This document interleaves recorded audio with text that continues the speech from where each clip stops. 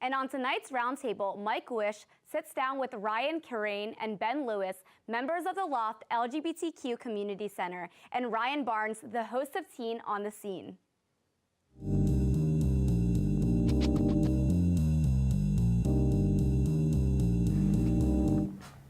Well, happy Pride. Whether you're LGBTQ or straight, it's Pride Month in Westchester County. It's Pride Month in the United States. And I'm Mike Witch, and I'm very happy to greet our three youths. Tonight's panel skews young. I guess I'm the oldest one here.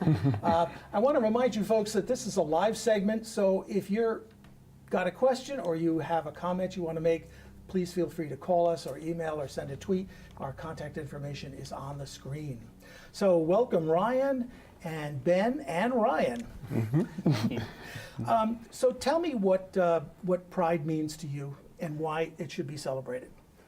Pride to me means the opportunity for community and connection, you know, where sometimes that also is, that's not available, you know, depending on where you live geographically, depending on your family status, depending on, you know, your religious identity. So Pride really, you know, gives me an opportunity to express myself in ways that I'm really proud of, you know, and I want other people to know that my identity is not something, you know, that can be taken away. My identity is not something that is supposed to be your opinion, you know, it's my identity is for me and, you know, other LGBT community members who also have similar and very different identities. Ben, what do you think? For me, I think the biggest thing that comes from Pride is a sense of being seen and feeling visible in the community. I think growing up, even in a very accepting part of the country and in a very accepting family, it can be really easy to sort of fall into the trap of not seeing yourself represented in society, which leads to you thinking that you're something different or, you know, worse, that you're something lesser. But with these events, these Pride events where you really get to see the LGBTQ community and allies coming out in force and celebrating and fighting for a better tomorrow, I think that it can really do wonders for the self-esteem of young people and especially of even younger people who are sort of coming into their adult identity today. You know? Yeah, and what's happening is that people are coming out younger and younger. Yes. In my day, you didn't even mention it until you were out of high school. Ryan, for you, what's Pride mean for you? Well, that's, first of all, a very big question, and I know these two practically took the words out of my mouth. But to me, Pride, I think, is also a chance, like you said, for people to express themselves and also kind of discover themselves and learn more about others and themselves. So what I mean by that is you get to be educated on what LGBT means and what it and how it could affect your life and your family. And I think it's also an opportunity to educate yourself and others, because I think that in life and I think a lot of conflict can arise from not being educated. So I think this month should be open, and I think this month we should all have open minds to be susceptible to people and of all different backgrounds. So Pride is something that works for the individual. It's also a recognition of like-minded or like people. I mean, it recognizes a community. Absolutely. In past shows that we've done shows here on roundtables, like on coming out or being gay in Westchester, or what is transgender. So this is a continuation of something that we believe in a lot, you know, recognizing the others, everybody that makes up this crazy mosaic of who we are in the world, not just in this county. Is there anything particular that you experienced in your youth coming out through school? I mean, did you feel that you were getting support in your community or through the school that you attended, since you're just recently out of school? Well, some of you were in school. Yeah. Well, definitely for me, I grew up and I went to school in a place that was very accepting of queer people just in general. And that was really good. There were a number of people at my school. I went to Ethical Culture Fieldston School in the Bronx. There were a number of people who came out before me, and they were immediately accepted with open arms, and that was great. But I think the real problem was that if it's not something that is accepted more generally in society, then it can feel difficult to come out yourself, because you can see other people doing it and succeeding in doing it, and that's all well and good, but you know, you don't know if once you leave that school or once you leave your family, you're going to find the same level of acceptance. So my coming out experience was very easy. I didn't get a single negative reaction from anyone, including like very deeply religious family members. But I think that even more important than having an accepting family is being able to be in a society that is also very accepting. So society, the culture around you, the society around you, you found very accepting. Yes, absolutely. Was that your experience, Ryan, as well? Absolutely, it very much was. I can definitely say that I have had the support of a loving mother and a loving family that took me with open arms. I actually say, when people ask me if I had a coming out experience, I really say no, because my mom just pretty much knew, as a lot of parents might say. And that's how it should be. Exactly. So for me, it was a very easy experience, and I immediately found spaces where I felt safe and where I felt accepted, where I felt that my voice could be heard and where my physical presence could be seen. And I also realized in the same breath that I am accepting of myself, and I want other people to be accepting of me, that I'm fortunate enough to be in a situation where I was accepted. Other people are not. Where I want to use my voice to be able to give a voice to others, to say you are able to do it. Doesn't matter what situation you come from, your family status, your living status, your age, your gender, your sexuality does not matter. You are able to, you can voice your opinion as well as anybody else.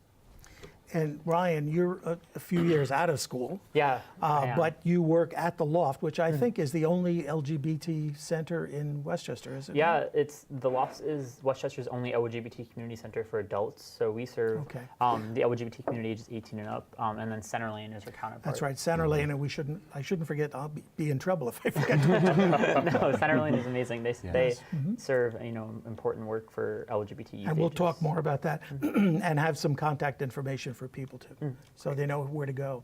So that was their experience, your experience as well? I grew up and I went to Catholic school up until, pretty much kindergarten up until I graduated from high school. So, it was a very repressed environment where, teachers and, people within the school would literally come out and say if you're going to practice gay sex or be in a gay relationship, you're going to go into hell, basically, which can, be really, really hard for someone who, anybody, who during that time you're just trying to find yourself because, you're going through puberty, it's an integral part of, just you coming into your own identity.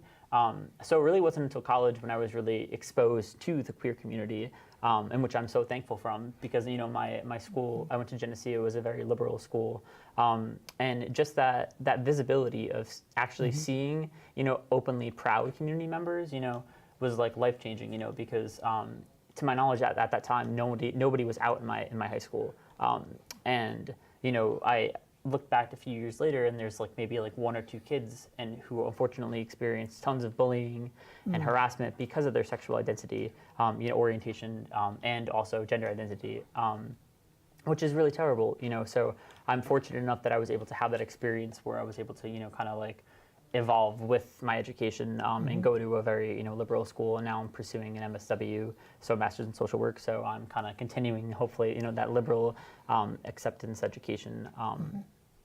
But I definitely agree with the sentiments where, it takes yourself kind of accepting yourself, but the support from the surrounding community really influences and has a drastic Makes a huge difference, doesn't it? Yeah. Totally. I would love to piggyback off of what you said, where I come from a similar experience where I went to Catholic high school in the Bronx. So it was very interesting for me to go to, which was also all boys. So and I had been new, I was myself from the get-go, and I also knew that I stood out, which is where my intent and my passion comes from voicing other people, and being a voice for other people, because I've seen where they were stifled in that community, where they felt that they could never be themselves because of the state that they were in, and because of the not state like New York, but in the state of living that they were in. So me going to that school, I actually used that as an opportunity to ignite change in my school. I actually was the first person, and with a group of friends, to organize an LGBT group at my school. That's so cool. Absolutely. And in my college, which is SUNY Plattsburgh, go Cardinals, absolutely love them. we actually, in the spring semester, we painted a pride walk with the Philadelphia gay flag. We painted one of our crosswalks this past spring semester. So that was an amazing feat to be able to be physically part of that. And you know, coming from that experience, that's where my passion comes from, voicing other people's opinions. We're going to take a little break now, and when we come back, there are a slew of Pride activities in Westchester. We can talk about those, and we can also talk about some of the services that the Loft offers. So stay tuned. We'll be right back after these words. Do you need space for a meeting, conference, or presentation? LMCTV has what you need. Our 768 square foot studio space is ideal for many types of productions, readings, recitals, rehearsals, and workshops. The space has video recording capability, as well as daylight temperature lighting, green screen, and stage. 2 additional rooms at 208 and 156 square feet can be used for any of your needs. Auditions, meetings, classes, workshops, one-on-one instructions, and more. Both rooms feature video monitors with Chromecasting capability, making presentations a breeze. To reserve one or more of our spaces, contact us at reserve@lmctv.org.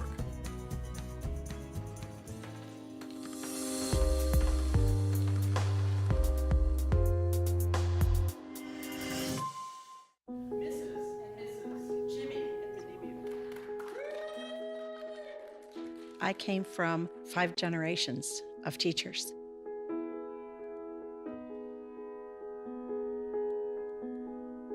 Losing my job was the bottom falling out of my world.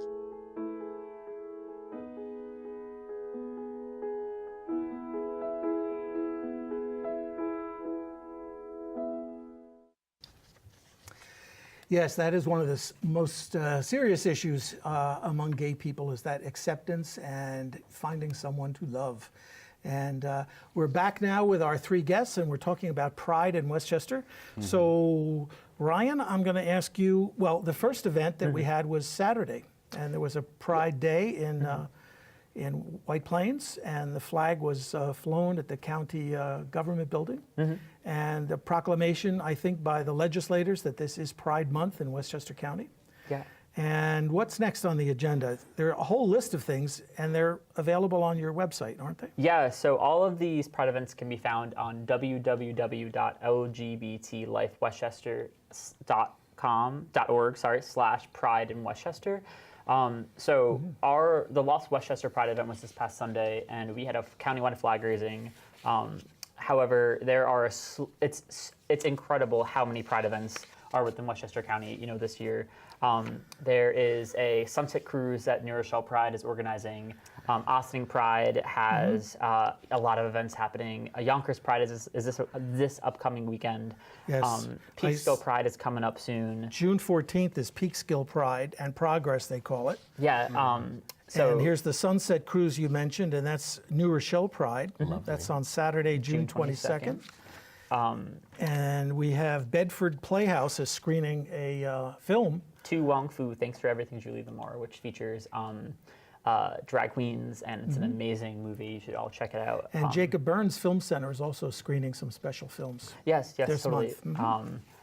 There are a lot of local, organizations that are doing great things this month. Paris is Burning is also being screened within the community. So is there's a local play that Yonkers Pride is putting on. And the Alamo Draft House, they've got a film on Tuesday, June 18th, which is a drag queen performance and screening of Cabaret. Ooh. Yeah. And then they're doing My Own Private Idaho on Wednesday, June 12th. Yeah. All of this information on that website again. Would you give it one more time? Yeah, www.lgbtlifewestchester.org/pride_in_Westchester. And that's accessible through the Loft's website, which is just loftgaycenter.org, which might be a little bit easier for people to I'm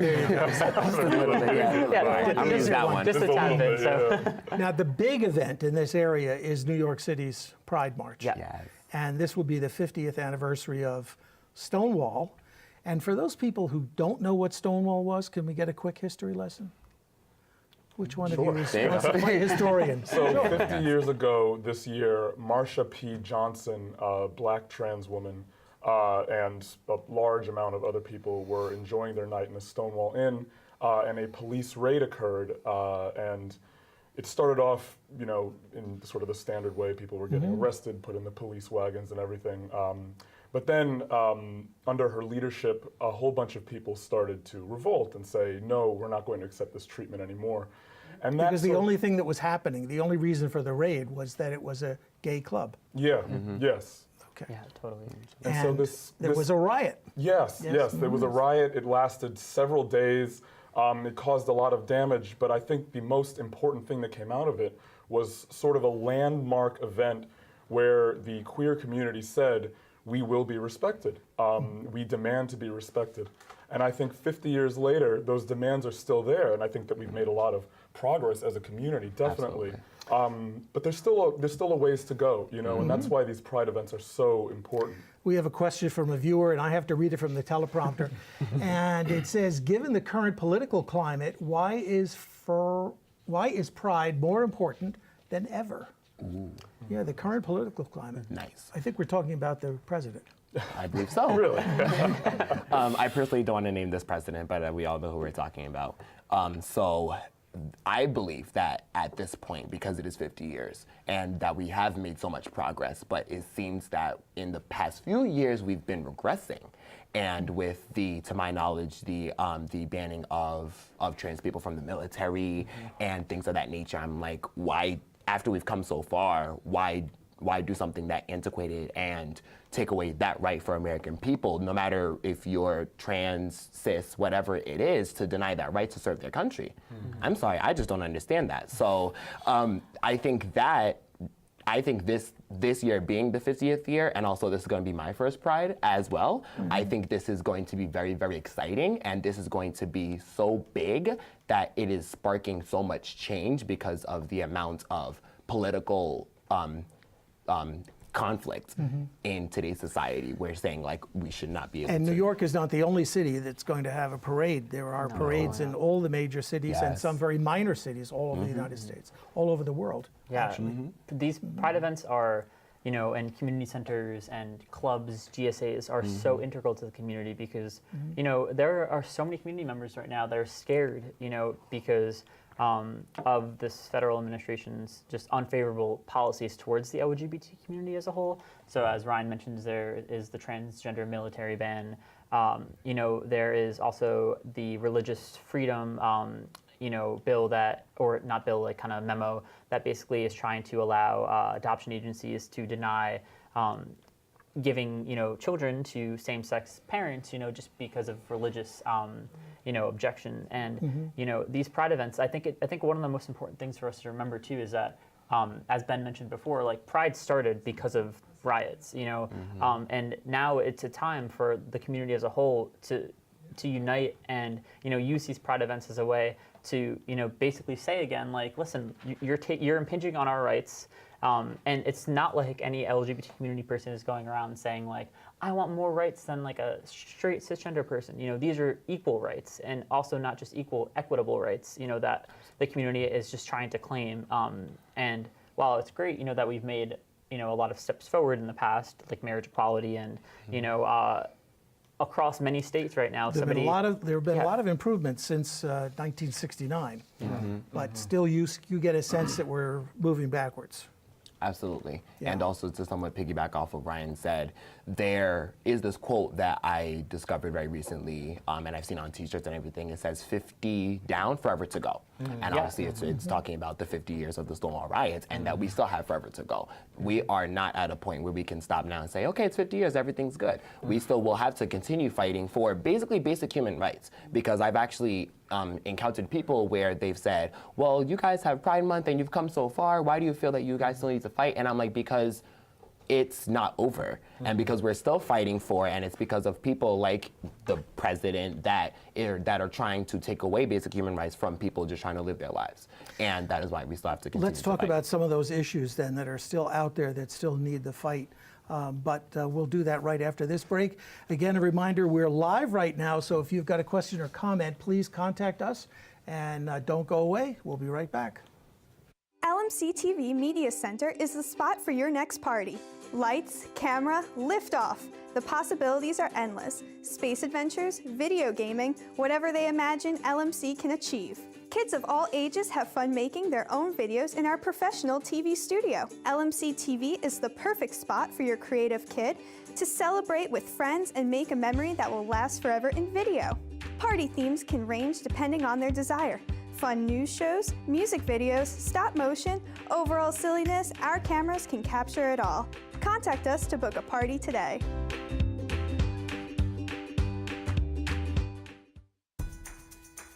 Do you have a great idea for a YouTube video or a short film, but don't know how to make it happen? LMC TV has what you need. Our equipment cage is stocked with professional quality cameras, tripods, lighting, sound, cabling, and more. Our 768 square foot studio features a full lighting grid, wraparound green screen, teleprompter, TriCaster, and high definition cameras. To reserve equipment, contact us at reserve@lmctv.org.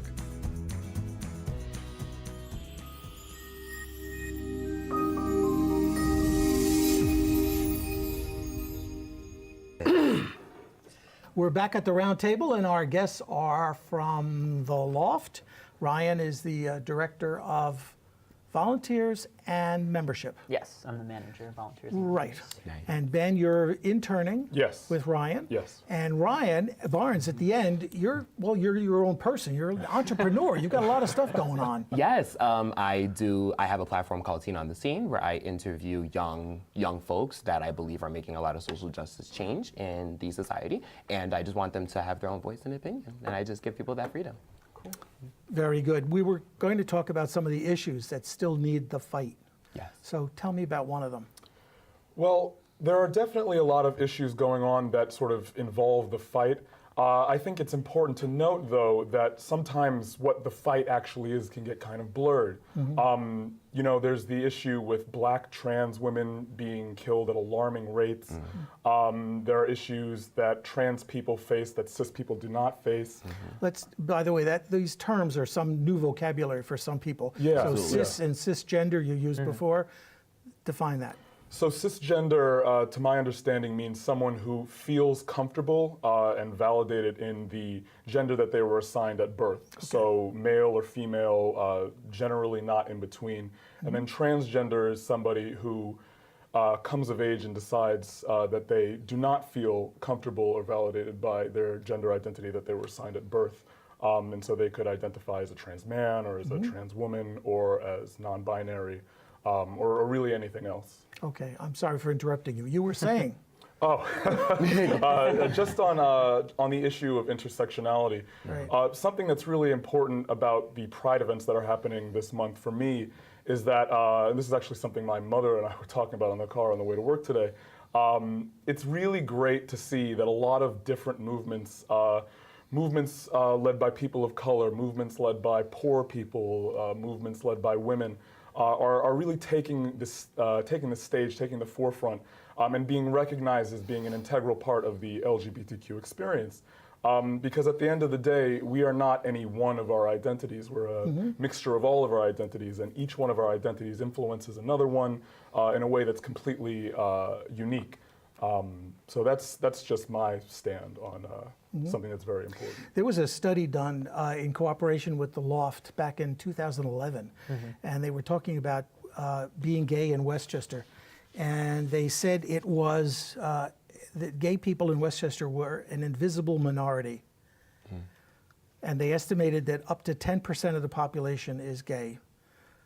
That means 100,000 gays and lesbians living, working, playing, and loving in Westchester.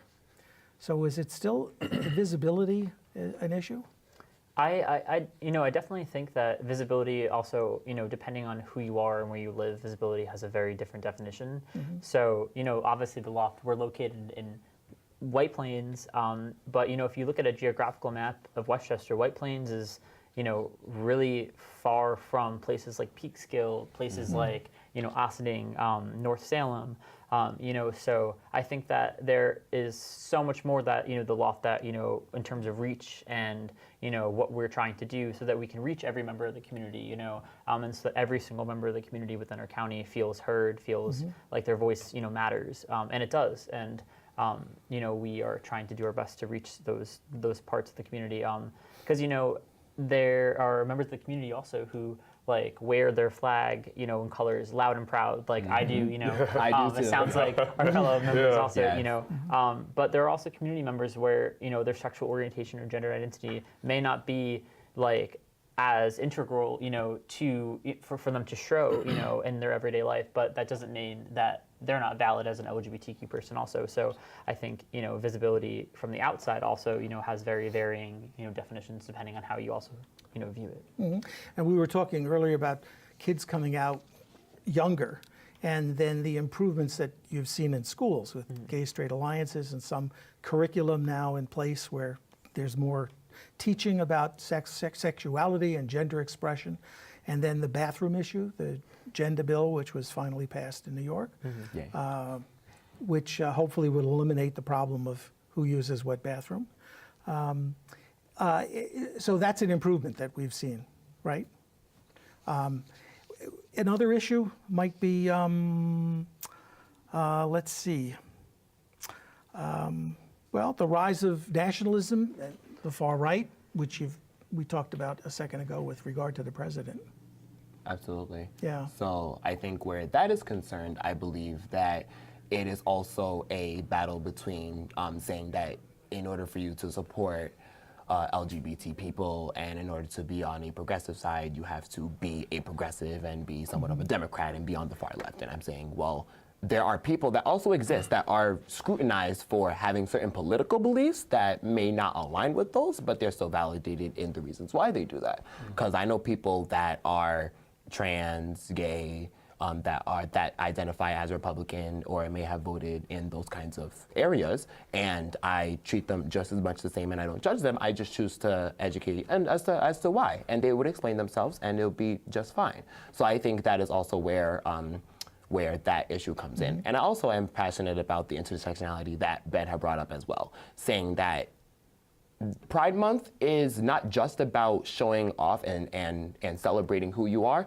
It's also making it more normative. It's also making it normal and not to have it just be that one identity. Because you are not just a gay person. You are not just a black person. You are a mixture of a lot of different things. I know I identify as black. I identify as gay. I identify as a cisgendered male. These are many different intersectionalities that I myself face on an everyday basis. So whether a person of color that identifies as gay does not go through the same issues that a non-person of color or white person goes through, and they identify as gay as well. So that's where also a lot of issues come into it as well, where it's not just a gay issue. We've had on display here on the wide shot, people can see that we've got a booklet. This is a booklet that's published by the Loft, and it is the annual Pride Guide, 2019 to 20. Your source for LGBTQ information, support, services, friendly businesses and organizations in the county and surrounding areas. A valuable resource, and these are available free? Yeah, we have them year-round at our center. We will have it up on our website, a PDF copy to be eco-friendly and more accessible for people who might not be able to get to our center. But we come out with it once a year as a way for local businesses, organizations to show their support, for the community by taking out an ad and basically being like, listen, we want you all to know that we are LGBT friendly. And for organizations, that might not have monetary, support like that, we have a comprehensive list of, domestic violence organizations, that are supportive of the LGBT community. Tons of religious organizations, there's youth organizations, there's suicide risk hotlines in there. A lot of work goes into making this possible. And, people like Ben and other volunteers, are integral in helping with that.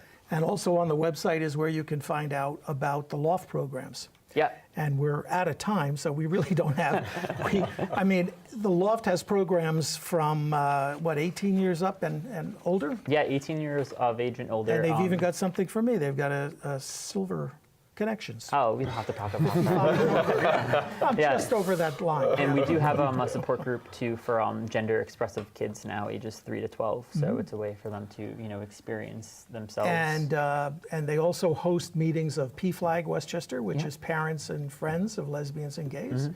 And they host meetings periodically of the youth program Center in Lane. Yonkers, which is based in Yonkers. It's Center Lane.